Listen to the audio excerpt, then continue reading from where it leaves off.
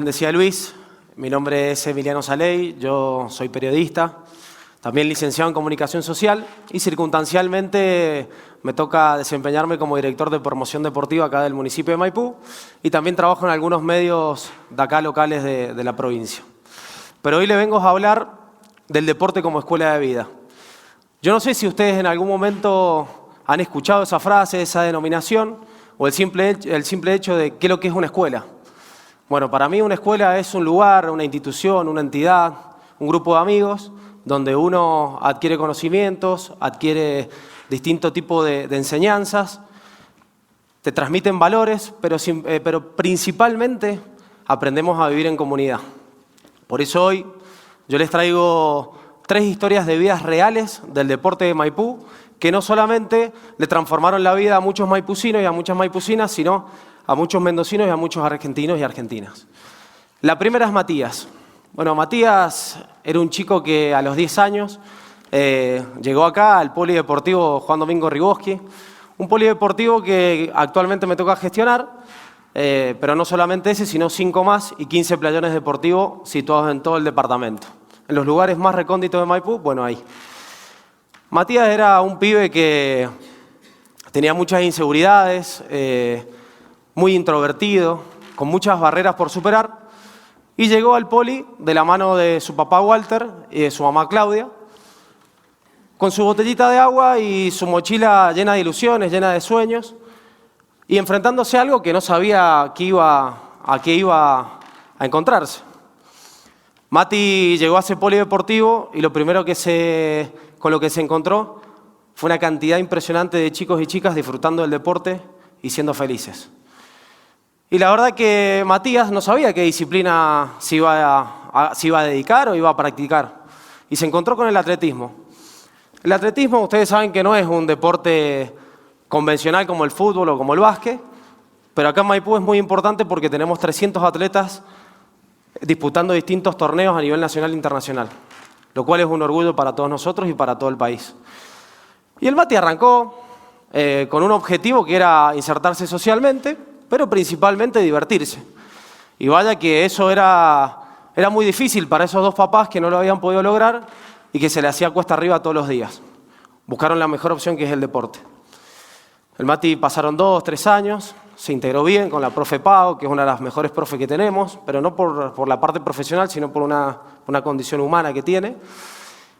Y además, el Mati empezó a competir. Porque compitió, se fue a La Rioja, se fue a Buenos Aires, se fue a Mar del Plata, compitió en los Juegos de Vita, que para todos los deportistas juveniles es lo máximo, y más para los atletas. Y lo más importante es que le iba bien. Él no sabía que era bueno, pero le empezó a ir bien. Empezó a ganar medallas, empezó a colgar un montón de medallas en el cuello que él las tomaba como algo pasajero, lo único que él iba y que quería era divertirse, y lo logró. Pero un día se despertó, ¿y qué pasó con el Mati? Era el flash de todas las cámaras, era la tapa de todos los diarios de Mendoza y de Argentina, porque el Mati había batido un récord internacional en 2 disciplinas, en 2 categorías de la cual él se dedica, que era triatlón y 400 metros. Y para él era normal, porque él nunca se imaginó eso. Es más, ya pasó a ser el Mati de las cámaras, el Mati de la firma, de las fotos, el Mati que ya te da un consejo, y era un chico que al principio era muy introvertido, que le costaba insertarse socialmente, y había empezado a transformarse de a poco. Transformarse para bien y consiguiendo muchos objetivos. Gracias a ese récord internacional, obviamente que el Mati tuvo la posibilidad y se ganó el premio de viajar al Mundial de Turquía de atletismo.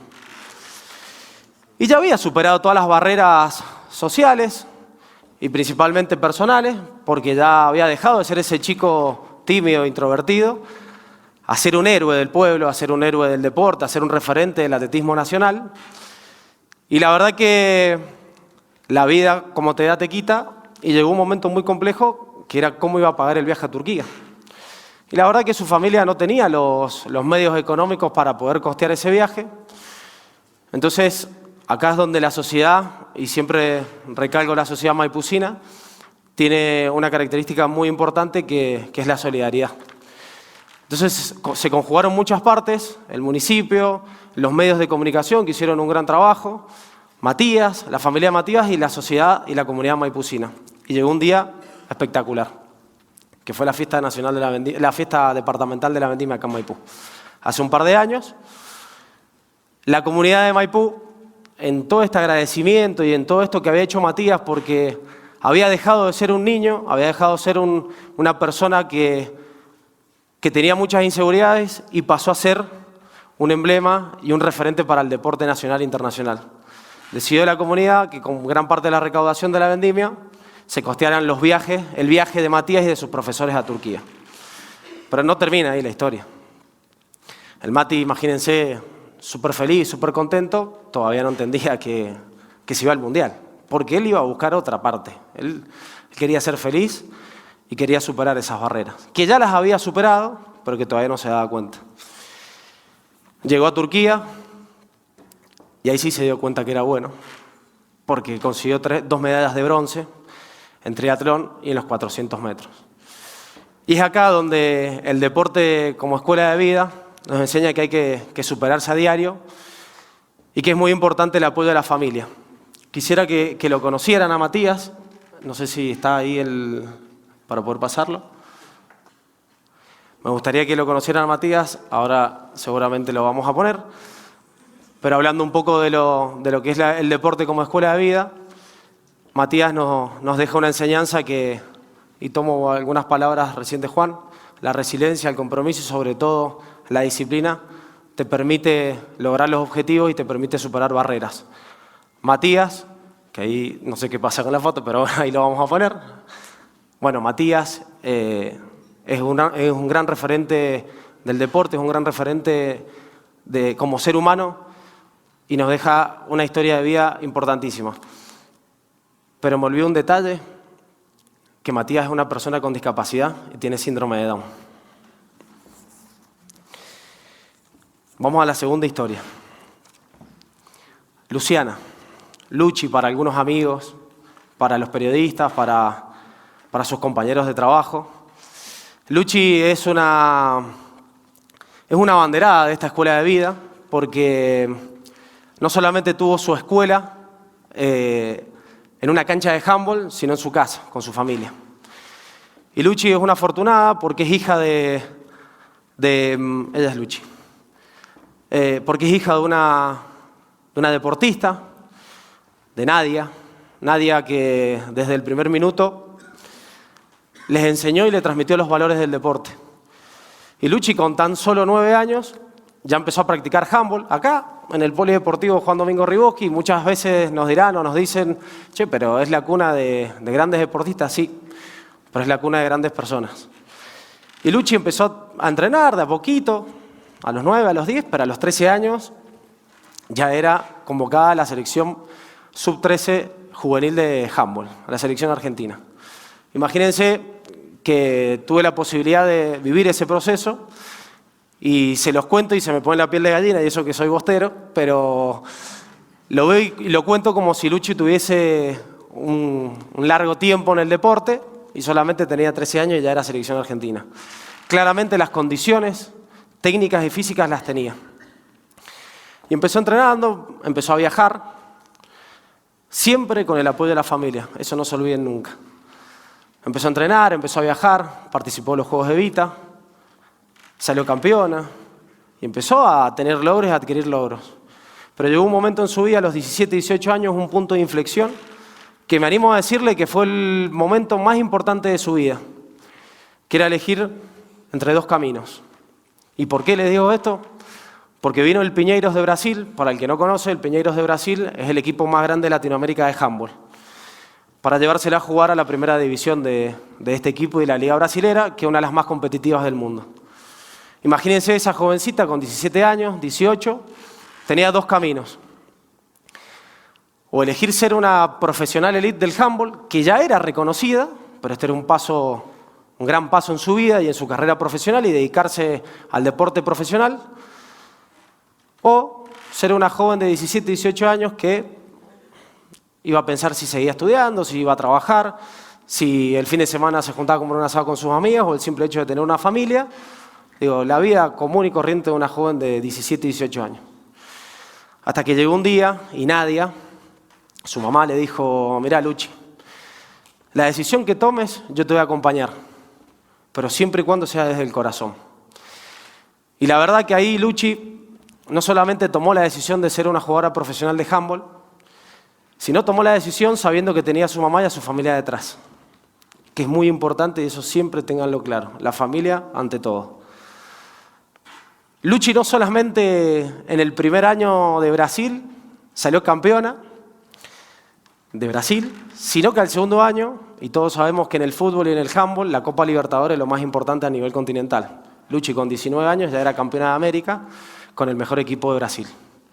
Y en esas manos, cuando Luchi levanta la copa, esto contado por ella, y lo que sintió son las manos de su mamá Nadia, que nunca bajó los brazos para que ella pueda alcanzar sus sueños.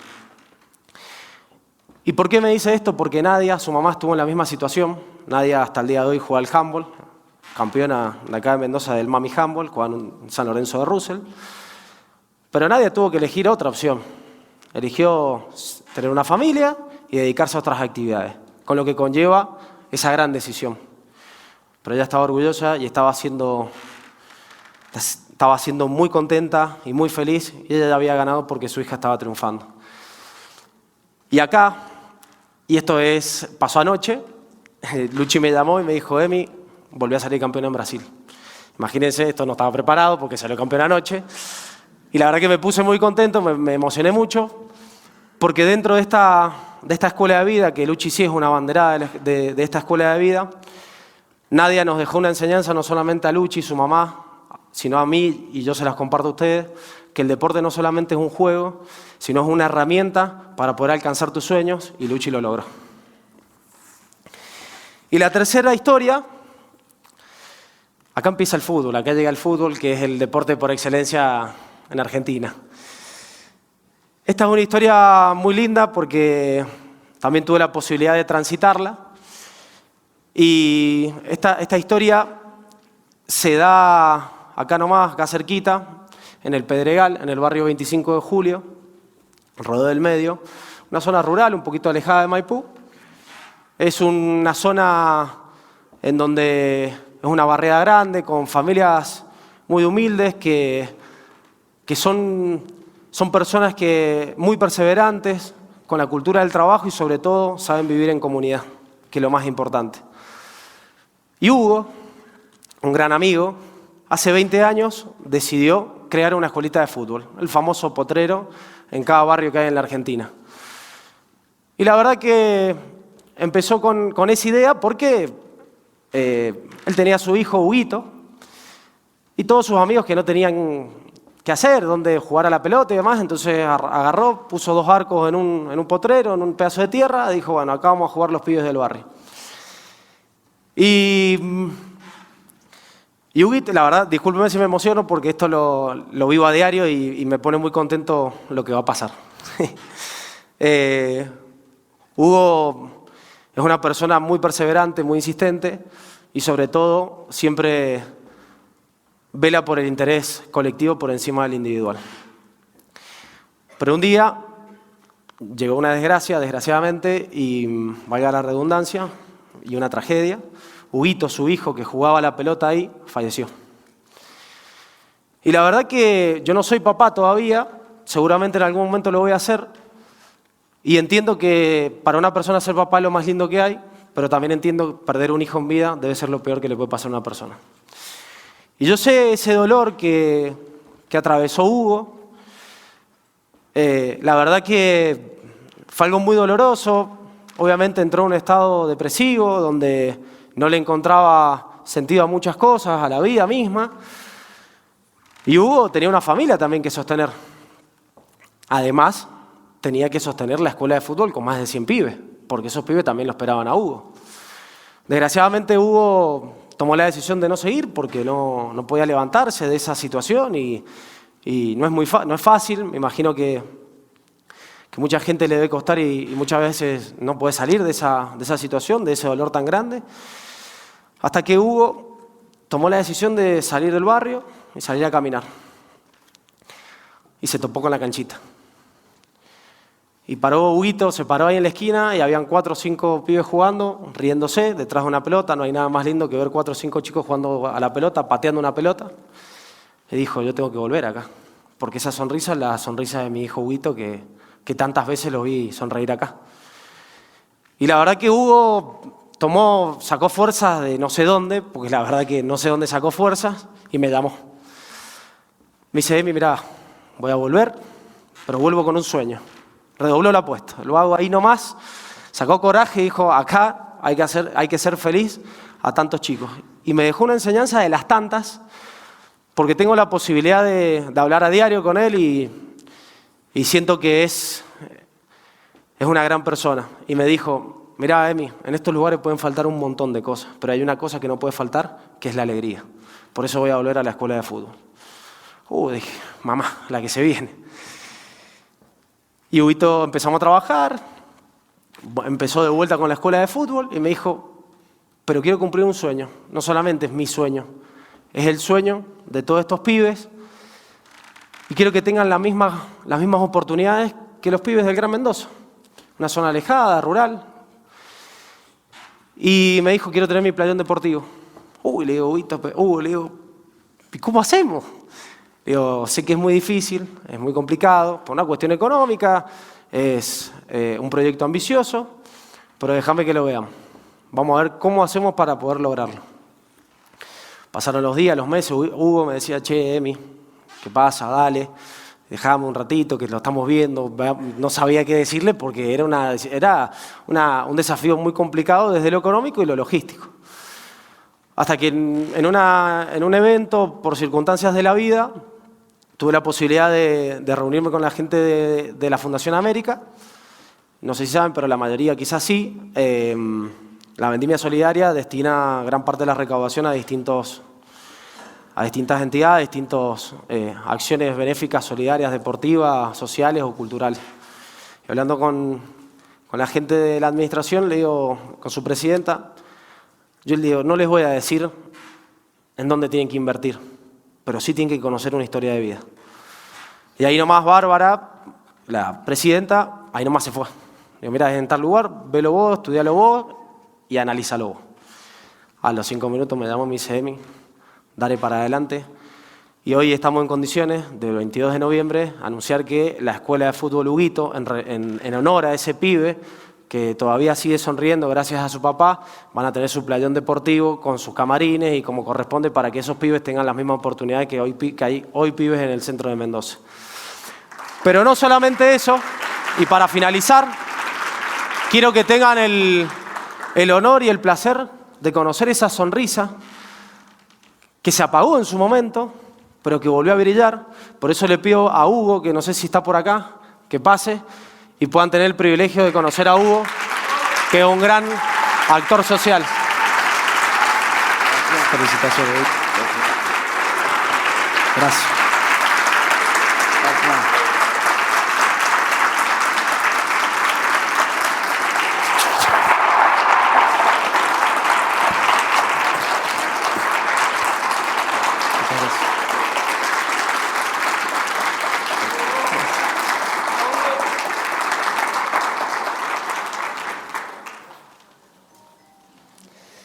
Y eso es todo, y bueno, nada, ¿qué les voy a decir si está acá? Es todo de él.